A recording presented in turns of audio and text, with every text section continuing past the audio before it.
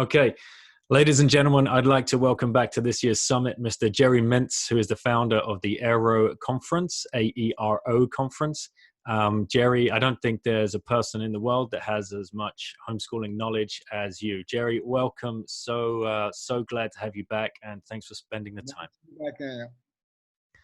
So I know this looks like I'm in a sauna of some sort, but we are all on lockdown and we're all doing the best we can. And it's currently raining where I am. So I've got a house full of kids and everyone's off in different rooms doing different projects. There's a science lesson going on a Zoom call somewhere. So I've been shuffled up to essentially the attic spare bedroom. So sorry, viewers, for the backdrop. But Jerry, you have a similar story, I believe.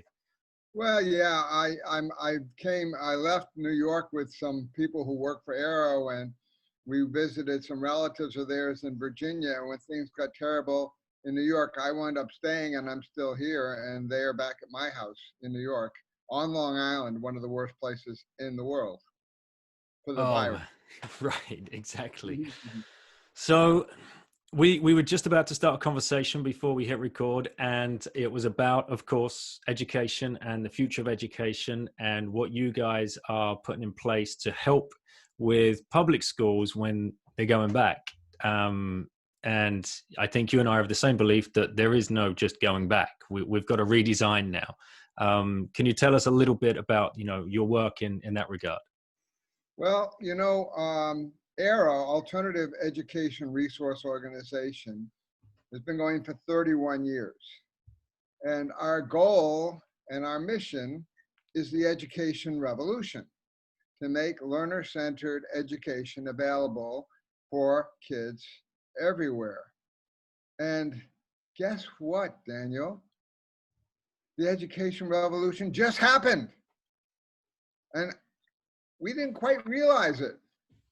We didn't realize it, but just think, the percentage of people homeschooling went from 3.5% to 96% overnight. Something nobody could have imagined. Now, there were people in our network and so on that said, that's not really homeschooling. We know what homeschooling is. That's not, they're just doing school at home and this and that. But the thing is, it's a different paradigm.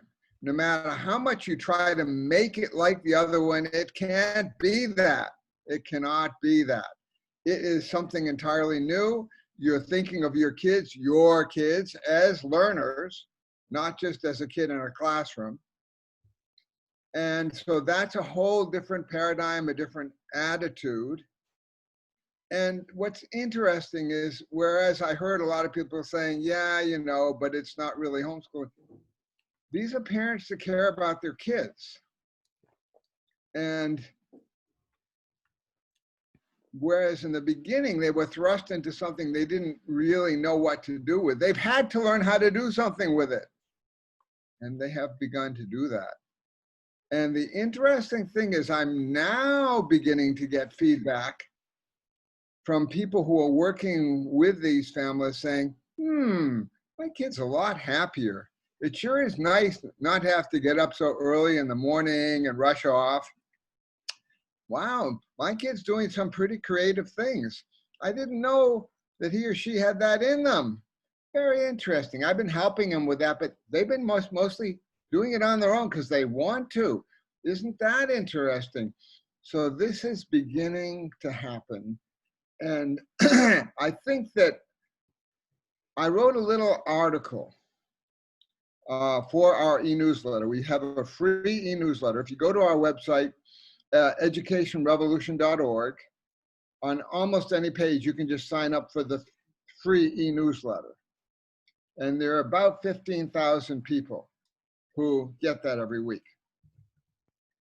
And somebody suggested that I write what I thought was going to be the future of education. And I wrote this up, and in essence, I said, people in the system are pretty much teaching or trying to teach the way they taught in school, talking heads and stuff, but they can't quite keep doing that because they don't have a captive audience anymore. kids are perfectly capable of just switching off their computer. And they do. And so they've had to make it more interesting. They've had to think about what the kids wanted to learn, what they wanted to do. That's caused some changes. And so, as I said, the system will want to try to return to normal. A fair number of parents and kids may want to try to return to normal, but they'll never be able to return to normal. Things have changed. And so I talked about the fact that, well, maybe we'll go from the 3.5% to as much as 10% that want to continue homeschooling. That's a huge number. That's a huge number. And that, as I said in the thing I wrote, is maybe the tipping point. That can really make a lot of difference. But there was something in the article that I missed. And what I missed in the article, and I realized this in discussing it with some people like Debbie Meyer, who was a pioneer in public alternatives, is I didn't talk about how people who are in the system have been changed and may want to do things differently. I didn't talk about how people who are going back want to see things go differently. They're not going to homeschool, but they're going to go back to the system, but they don't want things to be the same. Well, I did have one of our members write to me. Actually, I talked to her, but she said, so are we just going to have a whole lot of teachers unemployed now, or what are we going to do? And so I thought about that, and we had a list of things. I finally realized, we need to convene a little bit of a think tank on this. And we need to now recognize, yes, the education revolution has happened. And if we don't do something and provide some structures for people as they want to go back to the system, there'll be a counter-revolution. And so it's now is the time. Now. And so we had a meeting yesterday of about 15 people, including a superintendent of schools, to talk about what things we need to do. And this is a guy who's very interesting. He couldn't stay too long on this, but we're going to have another one in a couple of days. And what he said is he hated school as a kid. And he had a counselor who told him not to bother going to college. And so, he hasn't forgotten any of this. So he really wants to see change take place. And he's a superintendent of schools in the town right next to where my office is. And he's spoken twice at Aero conferences. So it was very cool to have him involved with this. And so, see, the big question, and this is the big question. Yes, we may have some ideas and some structures for people. How do we get the word out there? How do we get the word out beyond our network? We don't want to just keep on preaching to the choir. And that's not easy. But by having a superintendent of schools in there, that's useful. One of the people who wasn't on the Zoom, but is part of our network and has talked some, is a woman who is teaching 800 teachers right now as part of a college in New York City. She's also on my board. So we have some people like that we want to try to get a hold of, and as many more as possible, to try to get these ideas out there. And so that's what we're working on. Now, one of the ideas that we came up with is this. In the state of California, there are so many homeschoolers that in self-defense almost every school district has created what they call independent study. And what it is homeschooling. That's part of the public school system that then can take advantage of their resources, of consultants, even sometimes facilities, meeting places. That's all over California. That has redefined public education in California. These are not, some of them are charter schools, but a lot of them are just part of the school districts. And the interesting thing is this, when this first started to happen, there was a tremendous amount of concern on the part of homeschoolers that they would co-opt these people, that they would begin to try to steer them back to the system. Well, guess what? It didn't happen. Why? They don't want to alienate those people. They want them to stay part of their system. They're just letting them homeschool, you see. So that is the way California is doing it. Pennsylvania has had, for example, something like that for many years. They have charter schools that can be homeschooling, basically. New York, it's illegal. So one of the thrusts that we could make is contact legislators in states where that isn't happening and suggest that they make that happen. So that's just one of the ideas we came up with. Another one was, and this is kind of an old thing, goes back to the early 70s, when public alternative schools first came along. And that is schools within schools, where every school district could create a maybe self-contained classroom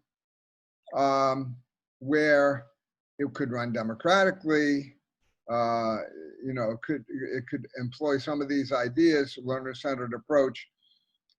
In my local district, where I have my office on Long Island, there's one that's been in existence since 1971 and still there. But you see, what happens with this is interesting. We discussed this also. So this thing started in the 70s, and after a while, it got bigger and bigger. Now, this is a small school district with about 700 or 800 students in the high school. Not that many. Well, pretty soon there were 160 of kids in this program. After that, there was a kind of rebellion on the part of teachers in the school to beat it back to its token 50 or 60 students, which it still is today. So that's the problem. If the system itself doesn't believe in this, then it's just going to be a token. But it's better than nothing. At least it's something that will maybe tend to kind of move the system in that direction. There's another one in Brookline, Massachusetts, that's a SWS school within a school. There's some of them that have survived all that time. But the idea of creating new ones, and not just for the at-risk kids. See, this is a way that our idea of alternative education has been completely co-opted by the system. They'll take a bunch of kids they don't want in their regular classrooms, dump them into a classroom and call it alternative education. And it's hit or miss. Sometimes you got a good teacher there and it's a pretty good program for those kids. I've even seen them work in such a way that kids that were not at risk wanted to try to get into them. And sometimes they were able to do that, sometimes not. But the thing is, the public schools get special ed money for them, so they sometimes don't want that to happen. That's all, those are all some of the problems with doing the stuff within the system. But we'll see. I mean, these are structures that could all of a sudden take on different meaning.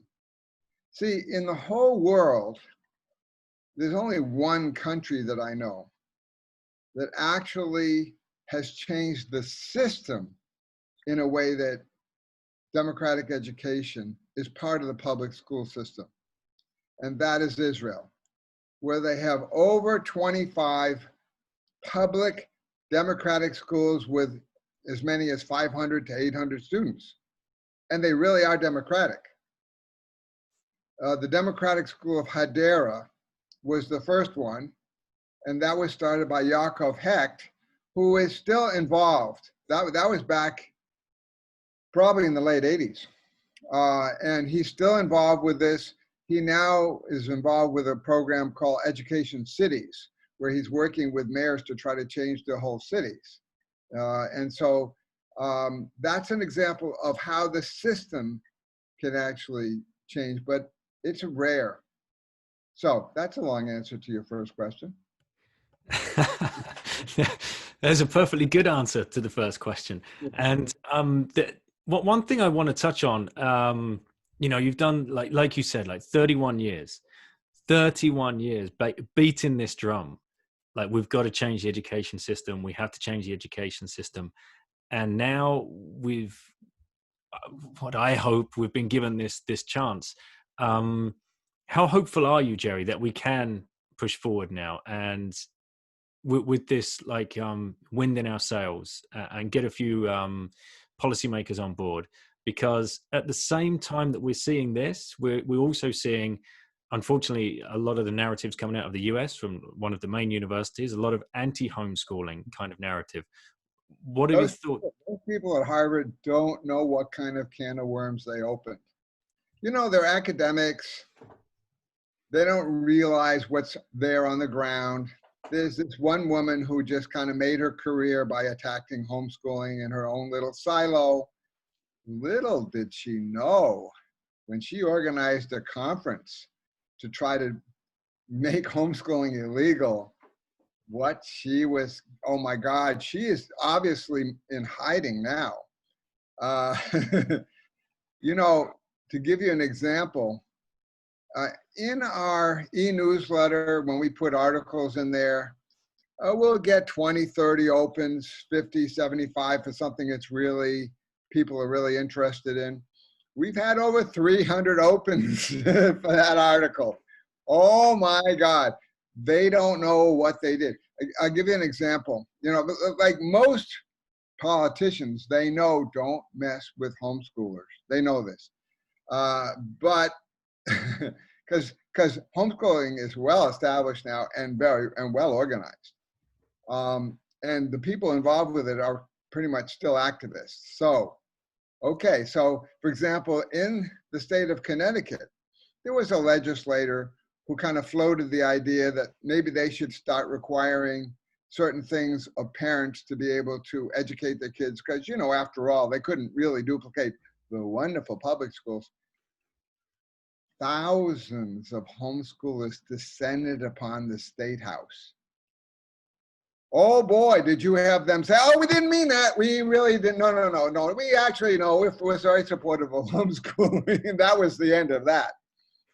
Same thing happened, interestingly, in California, when some legal decision came up making something not quite legal for homeschooling. They backtracked as fast as they could. So there's already a counter conference at Harvard that's going to take place before the other one. Not even outside of it. As part of Harvard, there's a counter conference. So I wouldn't worry too much about that. It did draw those people out. They are worried, that all of a sudden people have discovered that the emperor has no clothes. The kids really are natural learners, and that the whole basis of the current, or what was the current public school system, is on sand, because it's based on the idea that kids need to be forced to learn, need to be motivated. Just happens to be not true based on even modern brain research. And so kids are natural learners. If you truly understand that, and most adults don't, because they were propagandized from the time they started, after they learned how to walk and talk an entire language on their own with nobody's help, they were told from now on, you can only learn what we teach you. And some of them, after 10 years, kind of bought that idea.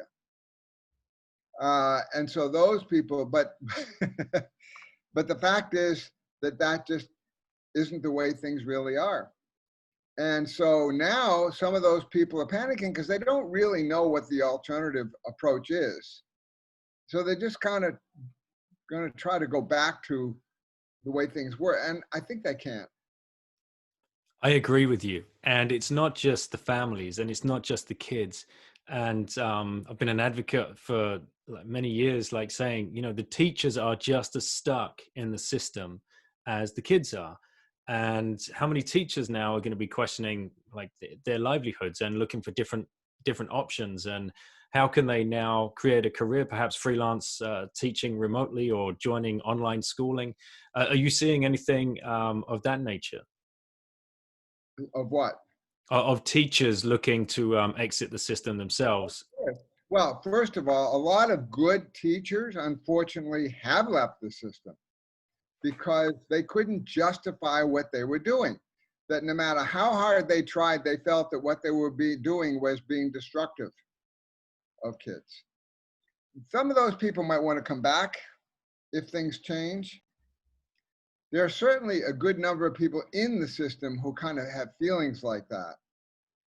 And so, yes, if there are many people where if you provided something for them, they would want to opt into it.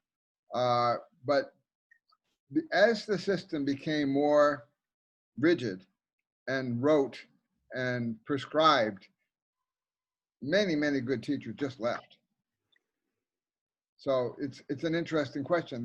The answer to your question is I don't know. Probably. Which is you know, another worry, another drain on the existing system that we have at the moment, which as you say, and I think if anybody was to like just scratch the surface of it, it has been built on sand and it just needs a complete structural overhaul. And it's like the gift of coronavirus almost, that we now get a chance to look at this. So what do you think, Jerry, are the first steps that we need to put into place? Like, because it's difficult. You like you said, it's very few people truly understand that children are natural learners, and that is one of like the basic fundamentals of switching your mindset and start the deschooling process. How do you help people understand that?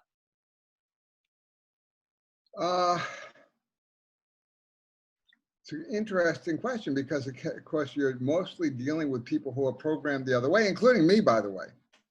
Well, when I demonstrate democratic process, organic curriculum, which I've done in like 21 countries, I'm always surprised at the power of it. Because even though I know it, it's always kind of shocking to me that it really is all over.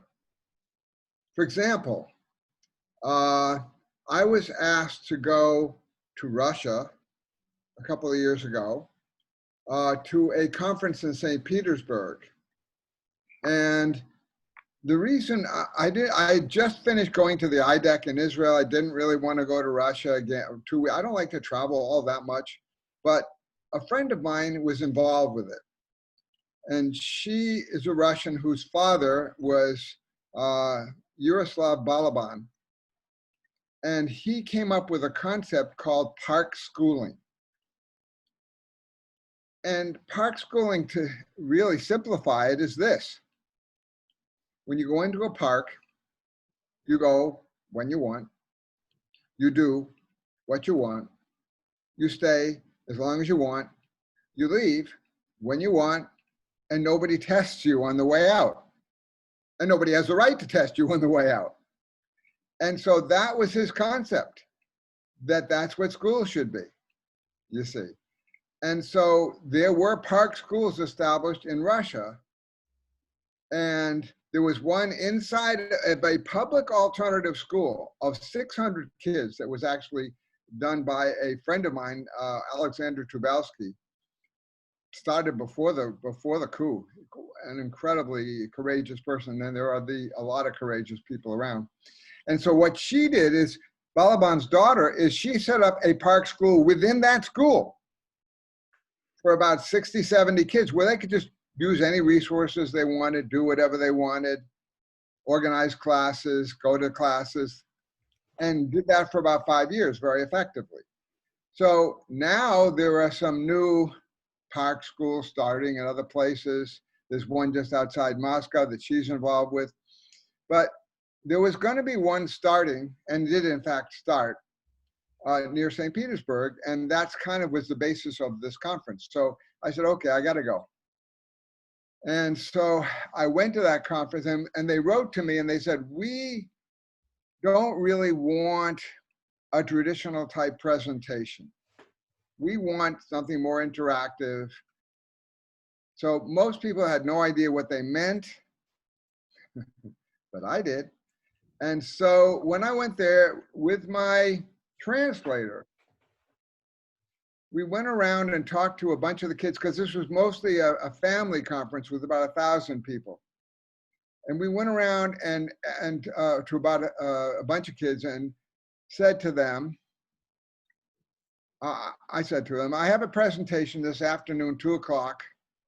Basically, would you be willing to help me? All you really need to do is come up with questions you'd like to know the answers to. That's it. And about 10 kids said that they would do it. Well, think about this. It's in a different language. I didn't know if anybody would show up. That was my presentation. It was a leap of faith. Would anybody show up? If they did, would they have any questions? Okay, so it comes to be 2 o'clock. I've set up chairs on the stage. Gradually, kids begin to filter in and walk up onto the stage, sit in the chairs, and I started my presentation, and sure enough, they had all kinds of questions. So one was about screen time and, things like, the kind of things that we hear about, and a bunch of others like that.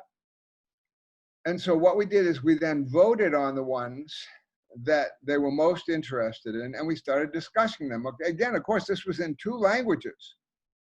So I had the translator telling me what the kids said. There was a simultaneous translation going on. They had earphones. And another question that was interesting was, oh, by the way, there were 1 or 2 kids who came up on the stage who I hadn't even invited. They wanted to be involved with this. And there was a kid from the audience who had a question. And this question was, what questions did I have that I'd like to know the answer to? So after we went through a few of the questions, by the way, I had to do all this in 20 minutes. So after I went through some of the questions, I walked up to the front of the stage and I said, now you've seen a little demonstration of this. How many of you believe that kids are natural learners? And hands went up, and how many don't? Not many hands, and so that was it. After the presentation, Olga, Balaban's daughter, said to me, Jerry, you missed the best part of your presentation. I said, what do you mean? She said, when you asked that question, all of the kids behind you were waving their hands. Yes, we believe that. And I have a video of it, so it's very cool. And so that's one of my favorite presentations. But again, I was surprised at the results too. Just to get back to one of your earlier questions about teachers and teachers changing, think about this. For 150 years, teachers have had a captive audience. They could not get feedback about whether anything they were doing was interesting because the kids were required to be there. Now they're getting that feedback. Now they're saying, whoa, 50% are not even showing up. Maybe I better do something different. And so that is one of the changes that has taken place. It would be nice if there was a way for that to continue when kids go back so that they would be able to, for example, in Tubalski's public alternative school in Russia, Moscow, inner city Moscow. The kids had a constitutional right to leave class anytime they wanted without explanation. And I saw it happen, you see. Now, if kids had that right, that would be great. One of the things that we were discussing in our think tank is, should the system be sued over civil rights? You know, and one of the things that you might think about is this. Daniel, what would happen if tomorrow you got a notification that you are now required to go to a particular building every day, and go to a particular room in that building?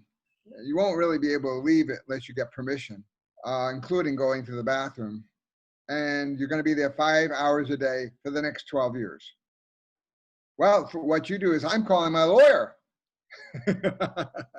They can't do that. Well, just think. That's what 50 million American kids face. And it's in the world. Excuse me. I was just going to say, it's the dichotomy of the, being lucky enough to live in a democratic country, but at the same time, school being an authoritarian, totalitarian environment. I think it can be argued that the gradual movement toward an authoritarian orientation in many so-called free world countries has to do with the fact that the education of the kids is not democratic, but authoritarian. Because what's the best way to prepare people, young people, to participate in a democracy? Would be growing up in a democracy, but they're not. So it can be argued that we got what we got in the United States because of the authoritarian orientation of a high percentage of the population who still supports that authority no matter what stupid, incredible, asinine things he does. But it comes back to what you said earlier, like it's so deeply ingrained in our belief system that, education is a right, and free education is nothing to be sniffed at. Well,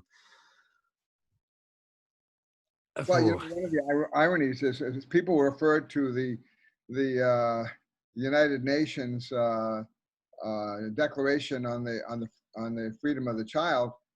In that, it says they have the right to compulsory education. So what does that mean?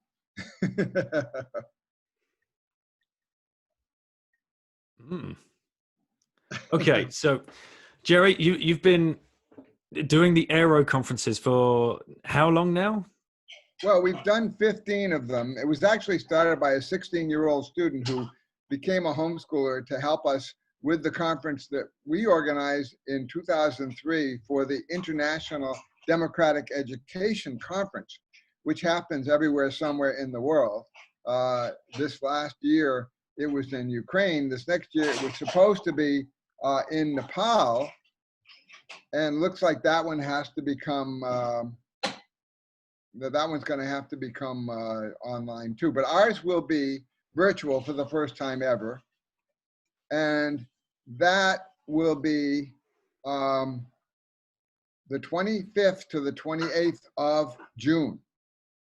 And if you go to aeroconference.org, you can see all the information about that conference, and you can join it. And we've cut our price in half, so almost anybody should be able to get involved with it.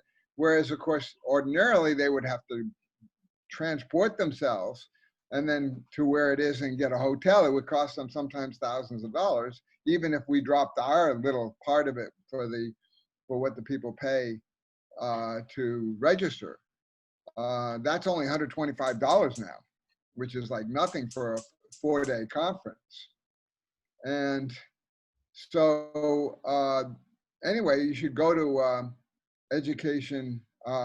aeroconference.org. and you will be able to sign up for that. And now people that wouldn't have been able to go, places like Russia and South Africa and so on, are signing up for it. That's excellent. So yeah, now it's completely global. You can open your doors to absolutely anybody. And is there going to be one subject you're focusing on, or what's the? It's always about the education revolution. We have a lot to talk about this year. You can see some of the workshops that are already up there, and we'll be adding more probably. You know, I think that we're just hoping that we really get the word out this year so that a lot of people, you know, can be involved with it. Yes, indeed. And you were saying that earlier. How do we find the right platform to find those people that are looking for the answers now? Because before you were always dealing with that small niche. Now you're dealing with everybody around the world that are looking a little deeper into this subject. So we hope to help you as much as we can, Jerry. If there's any final closing comments that you want to share with the guests, please go ahead. Yeah, well, as I said, it didn't really dawn on me right away that the education revolution had happened. And we hope that everybody out there can help us keep it going rather than retreat to where we were. Perfectly put. Jerry, thank you so much for coming on and sharing what you're up to and your thoughts and your insights and your experience. It's always a pleasure. All right. Well, very nice talking to you, Daniel. Take care. Thank you.